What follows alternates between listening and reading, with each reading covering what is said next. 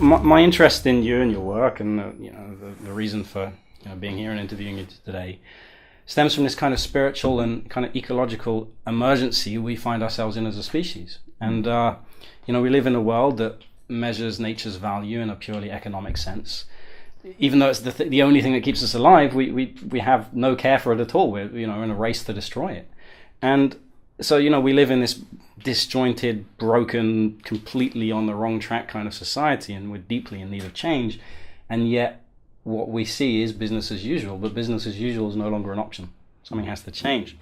And so do you see the world that way? And if so, why do you think human society is so broken? What's the cause of this problem? No, I think that there are kind of two attitudes that you can have in relation to the world. One is to be open to the world, and to kind of surrender to something bigger than yourself, and not to force things into immediate solutions, but try to open things out. So you're generous, you're trusting, you're allowing of what's around you, and you're collaborative, you're wanting to find something meaningful and integral with other people and the work you do. And alongside that, I'd say there's this kind of mean attitude. And this meanness wants to instead bring back, it wants to protect, it wants to say, this is who I am, and I'm going to hold this territory, and I want things to work in my way. And so in order for that to happen, I'm going to distrust what's outside me. I'm not going to be loyal to others. I'm going to just keep going with what is good for me and what I contend. And these two attitudes are necessary in the world. If everything was, open and loving, nothing would work, including nature. You have to have that ability to withdraw into your own gathering of energy and getting things to work. What's gradually happened is that we've taken that meanness and we've kind of turned it into a sort of metaphysics. We've turned it into a philosophy, that living for the short term, not believing in God, distrusting your neighbor is a kind of, a cool way of life. And the people who, do it really coolly come out as victorious with lots of money. And so instead of having it as an attitude to life, that of course sometimes you need that kind of way, you need that way of engaging with the world. It's become as if that can be the dominant thing. You don't need anything else, that the world can run on those tracks. And now we've got to a point where it's obvious the world can't run on those tracks. Well, I read your book, was it Time, Light, and the Dice of Creation, and in it you seem to be pointing the finger at some of the issues we have today, at the kind of reductionist, scientific philosophy which has taken over the world. Which I guess reductionist would be the opposite of holistic. Is that right? Yeah. Yeah. So this philosophy assumes everything's separated. Everything that we understand by separating them into their own little bits. So is that right? Do you think is that the problem? Is it simply the reductionist mindset that's the cause of the problems? And if so, why is reducing things and separating them necessarily bad? Well, I think this meanness and this openness, they go with kind of destruction and creation. That our way of, if you want to break things down to see how they work, in a way it involves killing them. You have to destroy, like you're taught in a biology class, you have to kill the amoeba, what you're studying, to see all the organs of it. And of course that is a valid way of engaging with the world, which is to try to find the mechanism behind it, and to try to take out the livingness of the world and to see at its most elementary, how does this connect to this, and for that to work. And of course, a lot of our society runs on technology, which has happened through that method.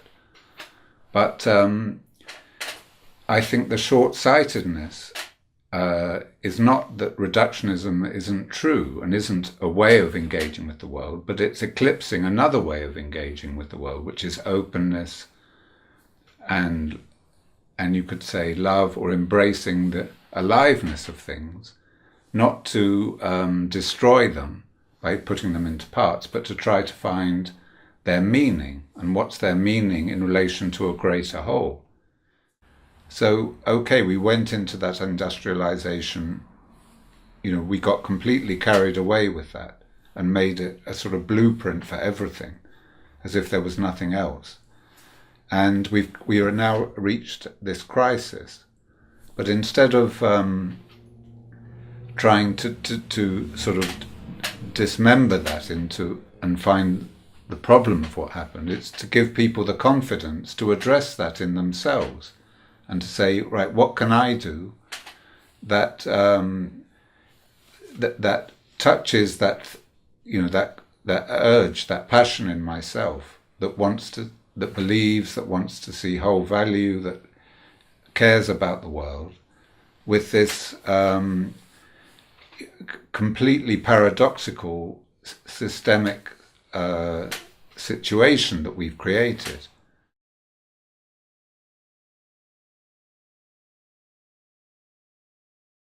Well, the double slit experiment is that you have a particle and you have two slits. So you have a slit here and a slit here, and this is covered in the middle. And so the particle can go through two slits. And so normally, if you cover one of the slits, you'd expect the particle to go through one slit or the other. So it would go through the slit, and because the slit has a certain breadth, it will appear on the screen behind it over a very small band. So if you cover one slit, it appears here. If you cover the other slit, it appears here. So you think that if you had both slits open, that you would get a band here and a band here and nothing in between. But actually, if you have both slits open, you get a completely different result over many experiments, that you get a sort of interference pattern where the most ways that the particle goes through the slit is at the center. It's not directly through one slit, or it's directly through another. And some particles then go to the side of that, and a small number then go further out. So you get a completely different result if both slits are open than if you add what happens if one slit is open and the other slit is open. What is more remarkable is if you now look at one slit, so you look through which slit the particle is going through, that will change the result of the experiment.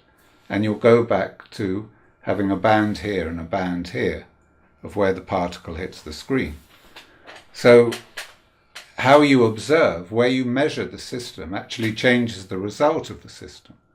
So this completely overturns that whole Newtonian idea that reductionism is able to give you a picture of the world independent of the observer. Yeah, it's a good question, because often holism is taken as, oh, you don't worry about the parts, you look at the whole.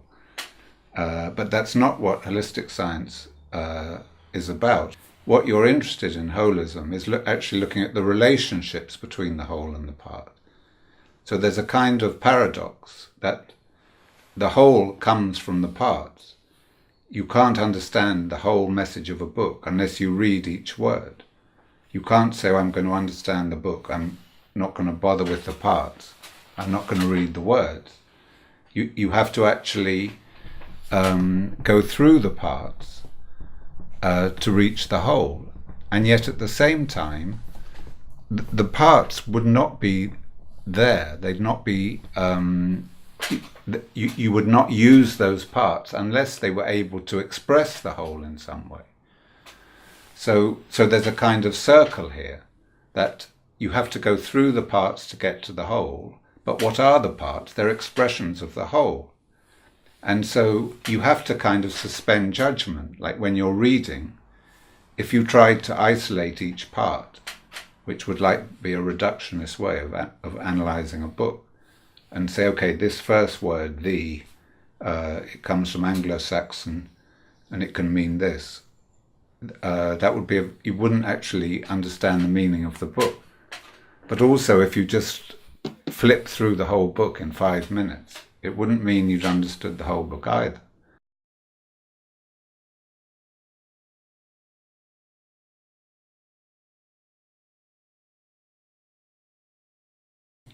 Okay, we're in this situation. How can it be a challenge? How can this threat or this challenge we've laid down to the spirit by the attitude we've taken, how can we still bring the spirit back into the world? How can we still make something beautiful happen?